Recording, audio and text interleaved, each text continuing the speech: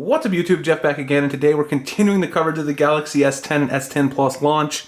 And today I'm going to be comparing the Galaxy S10 Plus to one of its only main competitors in the upper tier Android flagship scene. That is the Huawei Mate 20 Pro. Now today I'm going to be talking about 5 reasons to choose the Galaxy S10 Plus over the Mate 20 Pro. For all the Huawei fans out there, I will do the complimentary video where I talk about reasons that you might consider Huawei over Samsung in this particular case. So let's get right into it, and let's start off with a feature that both of the phones have. As you can see right there, the Huawei Mate 20 Pro has the in-display fingerprint sensor, and the Galaxy S10 also has the in-display fingerprint sensor.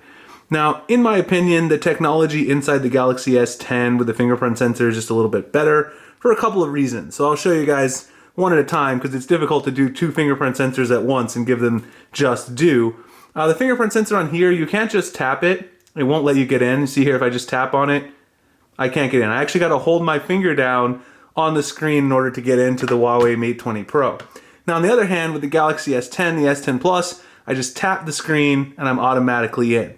Now there's one thing I will say, and that is that the Huawei fingerprint sort of gesture, the little thing that shows you where it is, does highlight as soon as you pick up the phone. And you'll notice on the Samsung Galaxy S10 Plus that you kind of have to turn the screen on for it to actually highlight, or you tap the screen.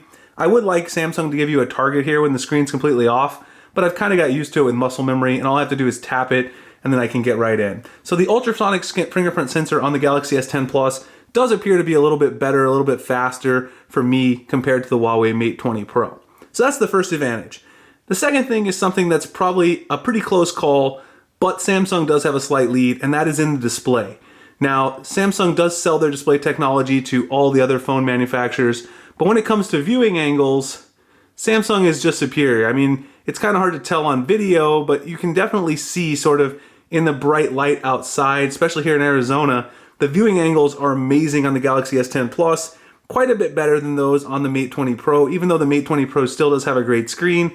And also the brightness at max brightness is ridiculous on the Galaxy S10 Plus. Much more than any other phone. If you really need that brightness visibility outdoors, the S10 Plus is your best look.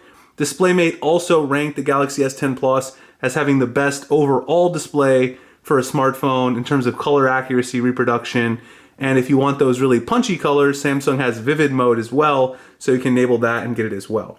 So while this is sort of a slight lead, I definitely think the Galaxy S10 Plus wins in the display category. Now the next thing is a pretty simple one, and that is the headphone jack. So if you notice here, the bottom of the 2 phones, you'll see the Galaxy S10 Plus does have a 3.5mm headphone jack there. The Huawei Mate 20 Pro does not.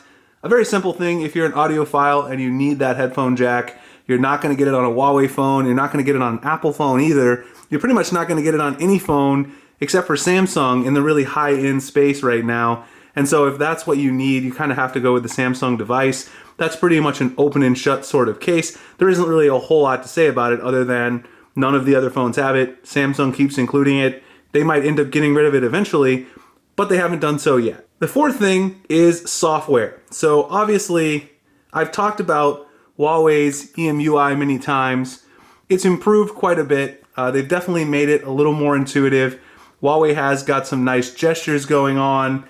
They've cleaned up their settings menu a little bit, but there's still some really weird things on Huawei phones when it comes to notifications. They kind of bury the notification settings, how the settings appear on the lock screen. And in order to get your notifications to show up properly, you have to change a whole bunch of things. They're kind of buried, and also some power saving things that stop social media notifications from being pushed. And also the overall UI is just not as nice as I'd like. They still don't have a swipe to get into the app drawer feature. I've talked about that before. You have to have the little app button here at the bottom, like old school Android, which I don't really like. Just a couple of things, but they're improving a lot. On the other hand, Samsung has really made that leap already. The last few years, TouchWiz has kind of still been bogged down, but on the Galaxy S10 Plus, Samsung One UI, it's fast, it's fluid, it's got a little bit closer to stock look to it. You can see the huge difference in the sort of settings drop down. Both of the phones have dark mode. I just think that Samsung's is implemented a little bit nicer. The settings are a little bit cleaner, a little bit easier to find. Samsung also gives you some sort of little helpful hints, like when you go into something like display at the very bottom when it says looking for something else, shows you all the things that you might be looking for, and they're relatively well organized. Samsung One UI is also a little bit faster, more fluid than EMUI in my opinion. Running both of these over time, you'll notice less hiccups with the Galaxy S10 over the Huawei Mate 20 Pro. The fifth and final thing is something that may only be specific to people here in the US, so I'm prefacing with that, but I am a US-based channel, so I want to mention it for everyone out there. The Galaxy S10 Plus is officially available here. The Huawei Mate 20 Pro, of course, you would need to import, which I obviously did. It's a great phone. I don't regret it. I actually am glad that I imported the device. However, you're not going to get after-sales service and support. You're not going to get warranty support on the Huawei device. And of course, with all the issues with the US government lately, that's unlikely to change anytime in the near future. So if you buy a Huawei device, you can assume you're not going to have a warranty. You're also not going to get sort of after-sales support, technical support from Huawei like you would get from Samsung. There's also not much of a market for accessories in the US for the Huawei devices. So if you want like first-party chargers, cases, all that stuff is not going to come with Huawei. Samsung sells all of their first-party stuff on their website. They also have a bunch of third-party partners that you can buy, Best Buy, all of the carriers, things like that. So this is an important thing to consider if you live here in the US, because a lot of people are sort of tempted by a Huawei device and they can't necessarily buy them and get the full warranty and all the support they get from Samsung, which is an important thing to the average consumer. Anyway, guys, I hope you enjoyed the video. If you did, please like, comment, subscribe, hit the notification icon below. Let me know what you think. Which of these phones would you choose if you were picking, whether you're here in the US or if you're somewhere international where Huawei has a larger presence? I'll certainly have more Galaxy S10 videos coming up soon, so stay tuned to the channel. I appreciate you guys checking it out. You can find me at dopetechdaily.com, Google+, Instagram, and Twitter. The links in the description. And I'll see you guys in the next one. Thanks a lot for watching.